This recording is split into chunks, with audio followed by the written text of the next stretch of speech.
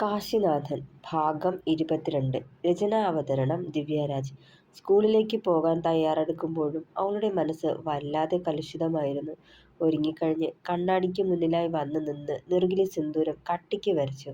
അകത്തേക്കൊതുങ്ങിയ താലിമാലയെ ഉയർത്തിയെടുത്ത് പുറത്തേക്കിട്ടു. തലചീകിക്കെട്ടി തിരിയാൻ തുടങ്ങിയതും കാശി അവളെ ചുറ്റിപ്പിടിച്ചിരുന്നു. "കണ്ണേട്ടാ, സ്കൂളിൽ പോവണ്ടേ? സമയമായിട്ടോ. ഇന്നത്തെ ദിവസം നേരത്തെ പോവേണ്ടതാ." കുറുമ്പോടെ അവളുടെ തോളിൽ മുഖമമർത്തിയവന്റെ കവിളിൽ കൈ ചേർത്ത് വെച്ചവൾ. "ഇന്ന് കുറച്ച് സ്വീറ്റ്സ് കൂടി വാങ്ങി കൊണ്ടോണം. ടീച്ചേഴ്സിനൊക്കെ കൊടുക്കാനേ. വിവാഹം കഴിഞ്ഞ് ആദ്യമായിട്ട് ചെല്ലുമ്പോൾ അങ്ങനൊരു ചടങ്ങുണ്ട്." ചിരിയോടെ പറഞ്ഞതും "അതിനെന്താ, നമുക്ക് വാങ്ങാം." പറയുന്നതിനൊപ്പം അവളെ തിരിച്ചു നിർത്തി ആ മുഖത്തേക്ക് ഉറ്റുനോക്കിയവൻ. "എന്താ?" അവന്റെ നോട്ടത്തിൽ വല്ലാതൊന്ന് ചമ്മിയ പോലെ മുഖം കുനിച്ച് കൊണ്ട് മെല്ലെ ചോദിച്ചു. "തന്നെ ഇങ്ങനെ കാണാൻ വല്ലാത്ത ഭംഗിയാ. ഈ സിന്ദൂരവും താലിമാലയും ഇങ്ങനെ തന്നോട് പറ്റിച്ചേർന്ന് കിടക്കണത് കാണുമ്പോൾ തന്നോടുള്ള ഇഷ്ടം കൂടുവാ. എന്റേതെന്ന് ഉരുവിടുവാ മനസ്സ്." അവളുടെ മുഖം കൈക്കുമ്പിളിലെടുത്തവൻ. "ഞാൻ കണ്ണേട്ടൻ്റെ ആണല്ലോ. അതങ്ങ് ഉറപ്പിച്ചേരെ. ഇനി മാറില്ല മരണം വരെയും." മെല്ലെ പുഞ്ചിരിച്ചുകൊണ്ട് അവന്റെ നെഞ്ചിലേക്ക് ചാരിയവൾ. ഇരു കയ്യാലെയും അവളെ ചേർത്ത് പിടിച്ച് നെറുകിൽ ചുണ്ടമർത്തിയവൻ. ബേക്കറിയിൽ കയറി ടീച്ചേഴ്സിനെല്ലാവർക്കുമുള്ള സ്വീറ്റ്സൊക്കെ വാങ്ങി പുറത്തേക്കിറങ്ങി രണ്ടാളും. അന്ന് കാശിനാഥൻ തന്നെയായിരുന്നു വൈശുവിനെ സ്കൂളിൽ കൊണ്ടുചെന്ന് ആക്കിയത്. സ്കൂളിലേക്കുള്ള വലിയ ഗേറ്റിനു മുന്നിൽ ഇറങ്ങിയതും അവനെ നോക്കി കണ്ണ് ചിമ്മിക്കാട്ടി വൈശു. "കണ്ണേട്ടൻ പൊയ്ക്കോളൂ." വണ്ടി സ്റ്റാർട്ടാക്കാതെ അവളെ തന്നെ നോക്കി നിന്നവനോടായി പറഞ്ഞതും. "വൈകിട്ട് വിളിക്കാൻ ഞാൻ വരണോ?" "വേണ്ട കണ്ണേട്ടാ, നടക്കേണ്ട ദൂരമല്ലേ ഉള്ളൂ. ഞാൻ നടന്നു വന്നോളാം. പക്ഷേ 5:30 മണിക്ക് ജിമ്മിൽ പോവേണ്ടതാ. അക്കാര്യം മറന്നേക്കരുത്." ഓർമ്മിപ്പിച്ചതും "മറക്കില്ല പൊന്നേ." തൊഴുകൈയോടെ പറഞ്ഞവൻ കുസൃതി നിറഞ്ഞൊരു ചിരിയോടെ. പണ്ടെങ്ങോ കണ്ടു മറന്ന അവനിലെ അത്തരം ഭാവങ്ങൾ വീണ്ടും കണ്ടതേ വല്ലാത്ത സന്തോഷം തോന്നി അവൾക്ക്. "വൈഷ്ണവി, എന്തൊരു പോക്കായിരുന്നു പെണ്ണെ. 2 ആഴ്ചത്തെ ലീവാന്നും പറഞ്ഞു പോയവളാ. എന്നിട്ടിപ്പോൾ മാസം 1 ആവാൻ തുടങ്ങി. ഭർത്താവിന് കൊച്ചിനെ പിരിയാൻ വയ്യാഞ്ഞിട്ടാണോ അതോ കൊച്ചിന് ഭർത്താവിനെ പിരിയാൻ മേലാഞ്ഞോ?"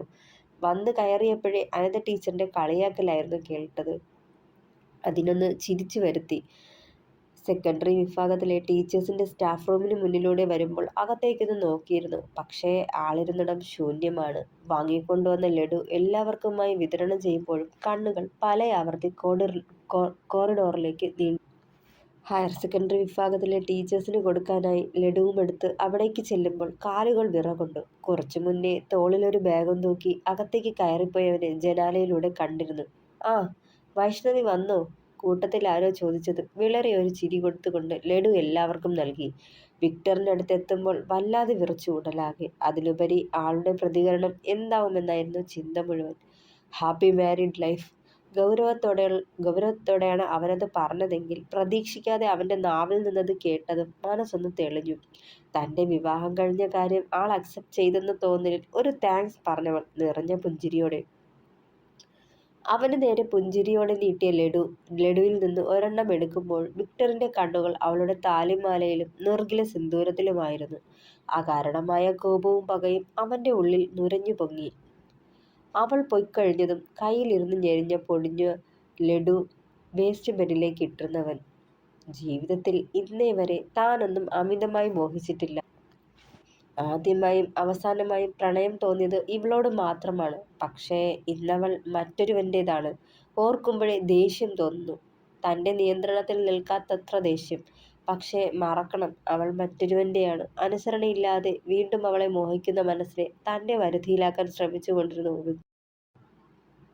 വിക്ടറിൽ നിന്നും പോസിറ്റീവായൊരു റെസ്പോൺസ് കിട്ടിയതിന്റെ സമാധാനത്തിലായിരുന്നു വൈഷ്ണവി. സർവ്വ ആകുലതകളും മറന്ന് കുട്ടികൾക്ക് ക്ലാസ് എടുക്കുന്നതിൽ മാത്രം ശ്രദ്ധിച്ചവൾ. എടിപിടിയെന്നുള്ള തീരുമാനമായതിനാൽ വിവാഹത്തിന് കുട്ടികളെ ആരെയും ക്ഷണിച്ചിരുന്നില്ല. ഫസ്റ്റ് അവർ ക്ലാസ് പതിവ് പോലെ അവർ ക്ലാസ് ടീച്ചറായ 10A-യിലായിരുന്നു. ക്ലാസ് കഴിഞ്ഞ് പോകാനൊരുങ്ങിയതും കുട്ടികളൊക്കെ കൂടി ചെറിയൊരു കാർട്ടൺ ബോക്സ് അവൾക്ക് മുന്നിലെ ടേബിളിന് മുകളിൽ കൊണ്ടുവന്നു. അമ്പരപ്പൊടി നോക്കിയപ്പോഴേക്കും അത് തുറന്നവർ മനോഹരമായി അലങ്കരിച്ചൊരു കേക്കായിരുന്നത്. "ടീച്ചർ, വിവാഹത്തിന് ഞങ്ങളെ ക്ഷണിച്ചില്ലല്ലോ. അതുകൊണ്ട് ഞങ്ങളുടെ സന്തോഷത്തിന് വേണ്ടി ഈ കേക്ക് കട്ട് ചെയ്യണം." ഇത് ഞങ്ങളുടെ വക സെലിബ്രേഷനാ. കുട്ടികളത് പറയുമ്പോൾ അവളുടെ മനസ്സും നിറഞ്ഞിരുന്നു. അവർക്കൊപ്പം കേക്ക് കട്ട് ചെയ്ത് പങ്കുവച്ച് കഴിച്ചുകൊണ്ടിരിക്കെ കയ്യിൽ കരുതിയ സമ്മാനപ്പൊതികളുമായി അവർ അവൾക്കരികിലേക്ക് എത്തിയിരുന്നു. ചെറുതും വലുതുമായി അവർ സ്വരുക്കൂട്ടി വാങ്ങിയ സമ്മാനങ്ങൾ കൈനീട്ടി വാങ്ങുമ്പോൾ കണ്ണു നിറഞ്ഞു അവളുടെ. എന്തിനാ ഇതൊക്കെ? എനിക്കൊന്നും വേണ്ടായിരുന്നല്ലോ മക്കളെ, മെല്ലെ പറഞ്ഞതും. ഇത് ഞങ്ങളുടെ സമ്മാനമാ, ഞങ്ങളുടെ പ്രിയപ്പെട്ട ടീച്ചർക്ക്, ക്ലാസ് ലീഡർ സൈന പറയുന്നത് കേട്ട് മെല്ലെ പുഞ്ചിരിച്ചവൾ എല്ലാവരുടെയും സ്നേഹോപഹാരവും സ്വീകരിച്ച് സ്റ്റാഫ് റൂമിലേക്ക് ചെന്ന് കയറുമ്പോൾ മനസ്സിനും വല്ലാത്ത സന്തോഷം തോന്നി അവൾക്ക്.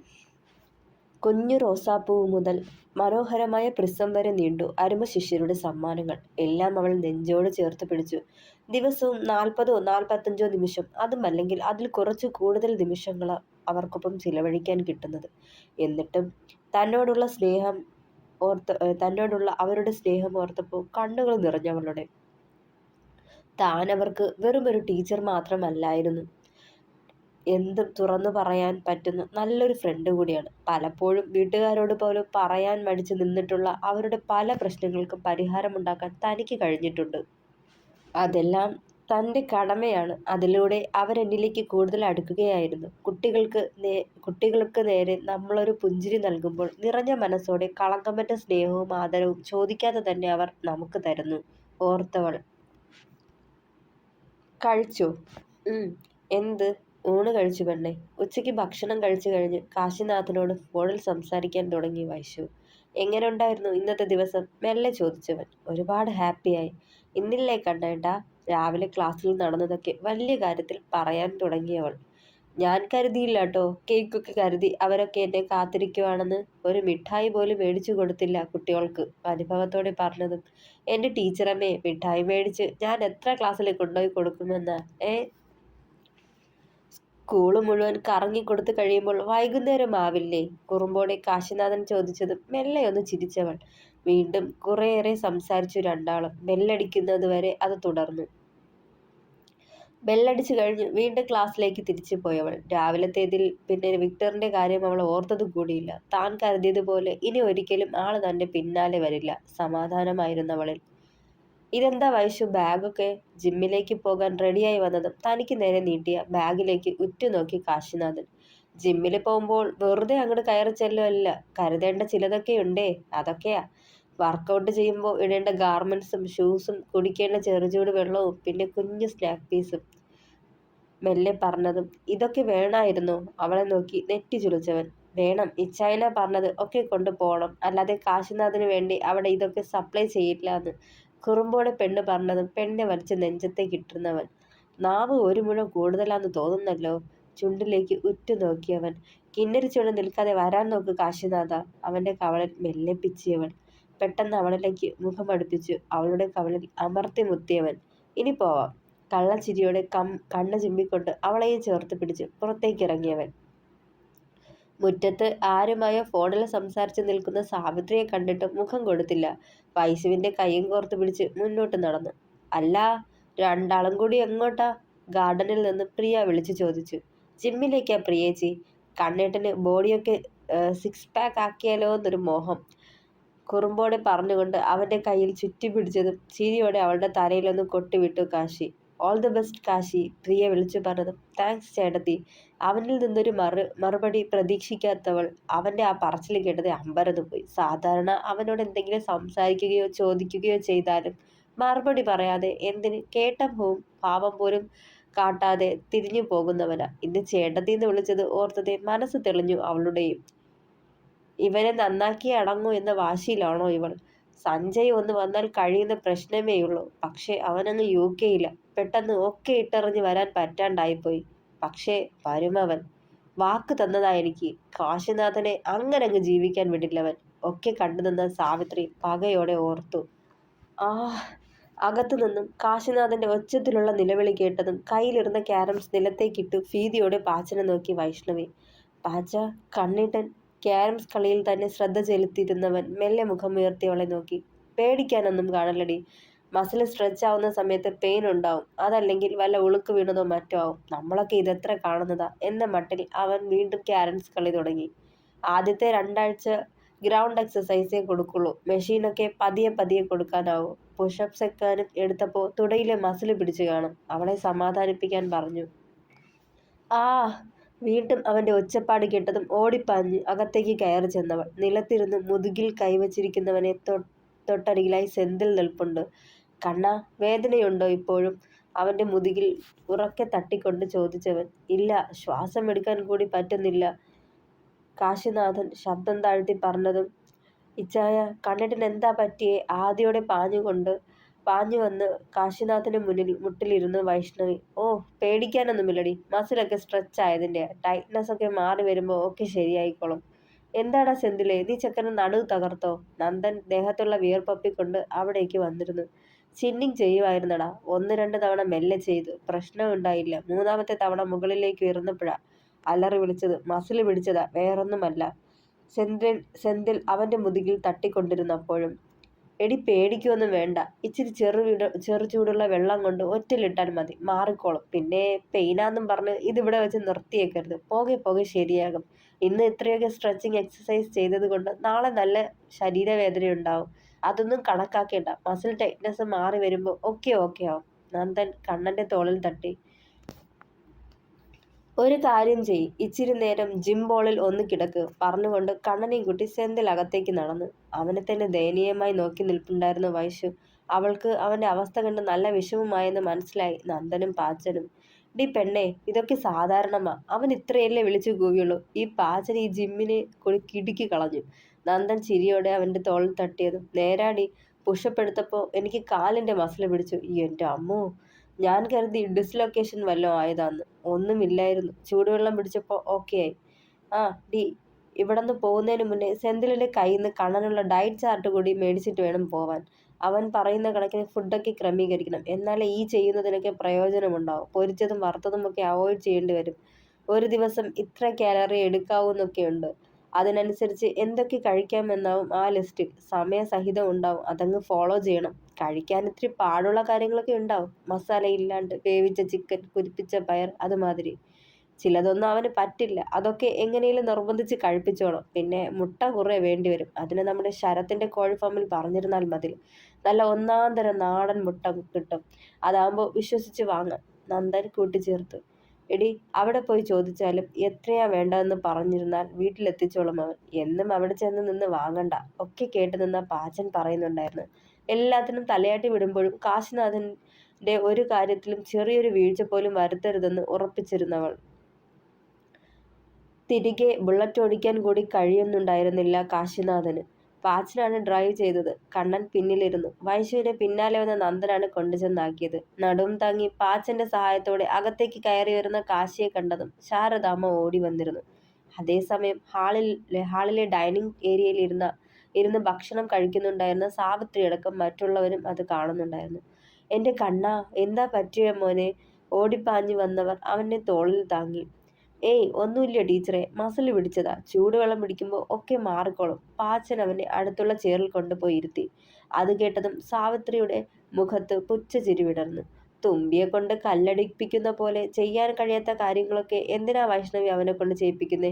ആരെ കാണിക്കാനാ ഇതൊക്കെ? നിന്റെ ഭർത്താവ് അങ്ങനാ ഇങ്ങനാന്നൊക്കെ മറ്റുള്ളവരുടെ മുന്നിൽ വീമ്പ് പറയാനാണോ? പരിഹാസ ചുവയോട് ചോദിച്ചവർ. അയ്യോ, അതെന്ത് പറച്ചില്ല ആന്റി.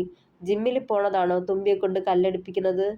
ആന്റി, ഇത് ഏത് യുഗത്തിലെയാ? നല്ല പ്രാക്ടീസ് ഉണ്ടെങ്കിലേ തുമ്പിയെ കൊണ്ട് കല്ലല്ല, വേണമെങ്കിൽ പാറക്കല്ലും എടുപ്പിക്കാം. കണ്ണന്റെ ഇന്നത്തെ അവസ്ഥ നോക്കണ്ട. ഒരാഴ്ച കഴിഞ്ഞിട്ടേ അവൻ ഓക്കെ ആവും.